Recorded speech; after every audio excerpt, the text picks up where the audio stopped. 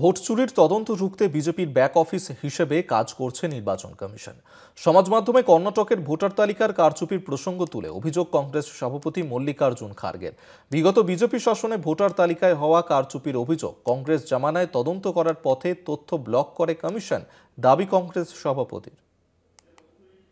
2023 সালে কর্ণাটকের বিধানসভা নির্বাচনের সময় বিদায়ী বিজেপি সরকারের মদতে কর্ণাটকের কালবুর্গি জেলায় আলান্দ আসনে 5,994 ভোটারের নাম তালিকা থেকে বাদ দেয় নির্বাচন কমিশন। কংগ্রেসের পক্ষ থেকে লোকসভার বিরোধী দলনেতা রাহুল গান্ধী সম্প্রতি সংশ্লিষ্ট বিষয়ে কমিশন প্রকাশিত নথি উল্লেখ করে সাংবাদিক সম্মেলন করেছিলেন। নমুনা তুলে কর্ণাটক ও মহারাষ্ট্রে নির্দিষ্ট তথ্য পেশ করে দেশ জুড়ে বিজেপি ভোট চুরি করে লোকসভা ভোট জিতেছে বলে দাবি করেন রাহুল। রবিবার কংগ্রেস সভাপতি মল্লিকার্জুন খার্গে কর্ণাটকের আলান্দ আসনে দেওয়া ভোটারের বিষয়ে তদন্তের পথে নির্বাচন কমিশন বাধা হয়ে দাঁড়িয়েছে বলে দাবি করেন।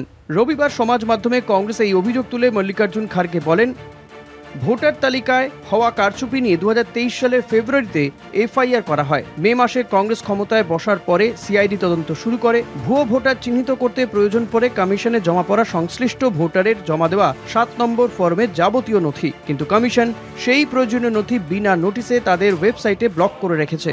ফলে ভোট চুরির তদন্ত বাধা পাচ্ছে। কংগ্রেস সভাপতির মতে বিজেপির নির্দেশে কমিশন পরিচালিত হচ্ছে। সারা দেশে ভোট চুরির অভিযোগের সপক্ষে কর্ণাটকের একটি কেন্দ্র নমুনা হিসেবে তুলে ধরা হয়েছে। সারা দেশেই বিজেপি কমিশনকে দিয়ে এ কাজ যে করিয়েছে তা প্রমাণ হওয়ার আশঙ্কাতেই নথি ব্লক করে দেওয়া হয়েছে বলে দাবি খার্গের। কলকাতা টিভি।